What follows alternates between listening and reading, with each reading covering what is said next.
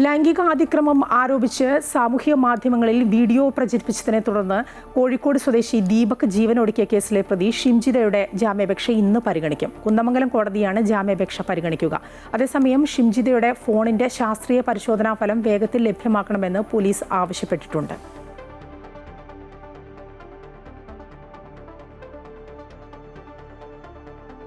കൂടുതൽ വിവരങ്ങളുമായി ലക്ഷ്മി ചേരുകയാണ്. ലക്ഷ്മി, കോഴിക്കോട് സ്വദേശി ദീപക് ജീവനൊടുക്കിയ കേസിലെ പ്രതി ഷിംജിതയുടെ ജാമ്യാപേക്ഷ ഇന്ന് പരിഗണിക്കുകയാണല്ലോ കോടതി. ജാമ്യാപേക്ഷയിൽ എന്തെല്ലാം കാര്യങ്ങളാണ് പറയുന്നത്?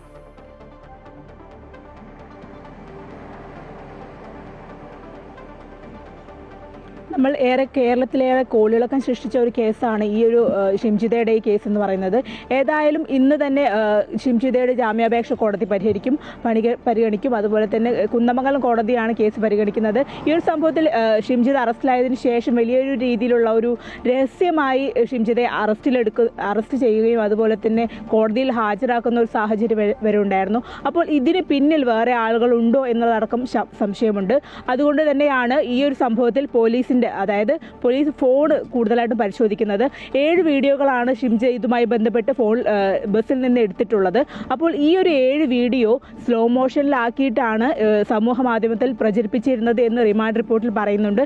അതുകൊണ്ട് തന്നെ ഷിംജിതയുടെ വീഡിയോ അത് വന്നതിന് ശേഷമാണ് ദീപക് ജീവനൊടുക്കിയതെന്ന് റിമാൻഡ് റിപ്പോർട്ടിൽ വ്യക്തമാണ്. അതുകൊണ്ട് തന്നെ ജാമ്യാപേക്ഷ പരിഗണിക്കുമ്പോൾ ഇക്കാര്യങ്ങളെല്ലാം ചൂണ്ടിക്കാണിക്കും എന്നതിൽ കൂടുതലൊന്നും പറയാനില്ല. ഏതായാലും ഈ സംഭവത്തിൽ കൂടുതൽ ജാമ്യാപേക്ഷ ലഭിക്കാനുള്ള സാധ്യത വളരെ കുറവാണ്. കാരണം റിമാൻഡ് റിപ്പോർട്ടിൽ ഷിംജിതയ്ക്കെതിരെ കൂടുതൽ വാദങ്ങൾ ഉന്നയിക്കുന്നുണ്ട്. അതുകൊണ്ട് തന്നെയാണ് ഇത്തരത്തിലൊരു ജാമ്യാപേക്ഷ പരിഗണിച്ച് കഴിഞ്ഞാലും ജാമ്യം കിട്ടാനുള്ള സാധ്യത വളരെ കുറവാണ്. ഈ ഒരു സംഭവവുമായി ബന്ധപ്പെട്ട് ഷിംജിതയെ ജയിലിലേക്ക് കൊണ്ടുപോകുന്ന സമയത്തെല്ലാം വലിയ രീതിയിലുള്ള പ്രതിഷേധങ്ങളെല്ലാം അരങ്ങേറിയിരുന്നു. BJP അടക്കമുള്ള പാർട്ടികൾ ഇതിനെതിരെ വലിയ പ്രതിഷേധവുമായി രംഗത്തെത്തുന്ന സാഹചര്യം ഉണ്ടായിരുന്നു.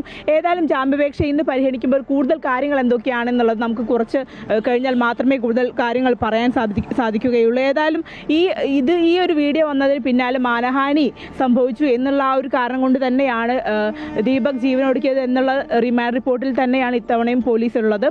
ഏതായാലും കൂടുതൽ കാര്യങ്ങൾ പരിശോധിക്കേണ്ടതുണ്ട്. പിന്നെ കൂടുതൽ നമ്മൾ എടുത്തു പറയേണ്ട ഒരു കാര്യം, വടകര പോലീസ് സ്റ്റേഷനിൽ ഷിംജിത പരാതി നൽകിയിരുന്നു ഈ സംഭവവുമായി ബന്ധപ്പെട്ട് എന്നാണ് ഷിംജിത നേരത്തെ പറഞ്ഞിരുന്നത്. എന്നാൽ ദീപക് ജീവനൊടുക്കിയതിന് ശേഷമാണ് പിന്നീട് ലൈംഗികാതിക്രമം നടന്നു എന്ന് പറഞ്ഞുകൊണ്ട് ഷിംജിത പോലീസിനെ സമീപിച്ചത് എന്നാണ് പിന്നീട് നമുക്ക് അറിയാൻ കഴിഞ്ഞത്. ഏതായാലും ഈ ഒരു പരാതിയിൽ, അതായത് ബസ്സിൽ വെച്ച് ലൈംഗികാതിക്രമം നേരിട്ടു എന്നുള്ള പരാതിയിൽ ബസ്സിലെ യാത്രക്കാരും അതുപോലെ തന്നെ ബസ്സിലെ ജീവനക്കാരെ മൊഴി രേഖപ്പെടുത്തുന്നുണ്ട്.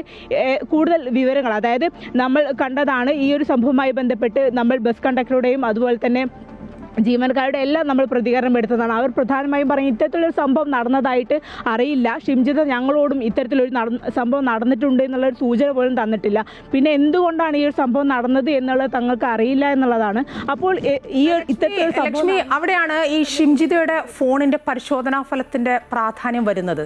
ഫോണിന്റെ ശാസ്ത്രീയ പരിശോധനാ ഫലം എപ്പോഴായിരിക്കും ലഭിക്കുക? അത് വേഗത്തിൽ ലഭിക്കണമെന്നാണ് ആവശ്യപ്പെട്ടിരിക്കുന്നതൊക്കെ പോലീസ് പറയുന്നുണ്ട്. അത് എപ്പോൾ ലഭിക്കും? എന്താണ് അറിയാനാവുന്നത്?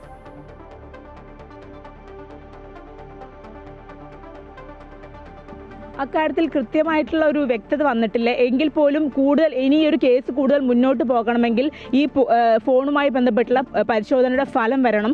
എന്തൊക്കെയാണ്, അതായത് 7 വീഡിയോകളാണ് എടുത്തിട്ടുള്ളത്. ഇതിന് ശേഷം സ്ലോ മോഷനിലാക്കി വീഡിയോ സമൂഹ മാധ്യമത്തിൽ പ്രചരിപ്പിക്കുകയായിരുന്നു എന്ന് റിമാൻഡ് റിപ്പോർട്ടിൽ പറയുന്നുണ്ട്. 7 കൂടുതൽ വീഡിയോകളുണ്ടോ, അതോ എങ്ങനെയാണ് അത്തരത്തിലൊരു വീഡിയോ, അതായത് സമൂഹ മാധ്യമത്തിൽ ഇടുന്നതിന് മുൻപ് എങ്ങനെയാണ് ആ വീഡിയോ ചിത്രീകരിച്ച് എഡിറ്റ് ചെയ്ത് വെച്ചത് എന്നുള്ള കാര്യത്തിൽ ഇപ്പോഴും വ്യക്തതയില്ല.